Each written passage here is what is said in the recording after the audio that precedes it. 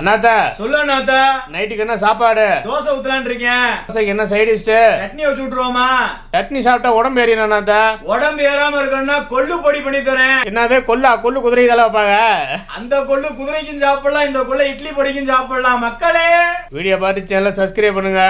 கொள்ளுல கல் இருக்கான்னு பார்த்து நல்லா சுத்தம் பண்ணி ஒரு பாத்திரத்துல நல்லா வறுத்து எடுத்துக்கோங்க. கொள்ளு வந்து பட்டு புட்டுன்னு வெடிக்கும். அந்த அளவுக்கு கலர் மாறினதுக்கு அப்புறம் ஒரு பாத்திரத்துல ஆற விட்டுருங்க. இதுதான் மெயினான இன்க்ரீடியன்ட். நல்லா நோட் பண்ணிக்கோங்க. உளுந்தம்பருப்பு, கடலப்பருப்பு, காஞ்ச மிளகாய், மிளகு, சீரகம், பெருங்காயம், இழுவைக்கு தகுந்த மாதிரி வெள்ளை பூண்டு, இதுதான் அம்பிடுத்தான். ஒரு பாத்திரத்தில் எண்ணெய் ஊற்றி உளுந்து கடலப்பருப்பை நல்லா ஃப்ரை பண்ணி வறுத்ததுக்கு அப்புறம் வெள்ளை பூண்டு, காஞ்ச மிளகாய் அவனை ஒரு வதக்குனதுக்கு அப்புறம் தான் மிச்சமான மிளகு, சீரகம், பெருங்காயத்தூள் எல்லாத்தையும் சேர்க்கணும்.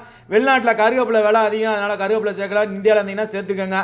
தேவையான அளவு கொள்ளு சேர்த்துக்கோங்க. கொள்ளு அதிகமாக இருந்தால் ஒன்றும் பிரச்சனை இல்லை. தண்ணி ஊற்றாமல் இந்த மாதிரி நல்லா மிக்சியில் போட்டு நல்லா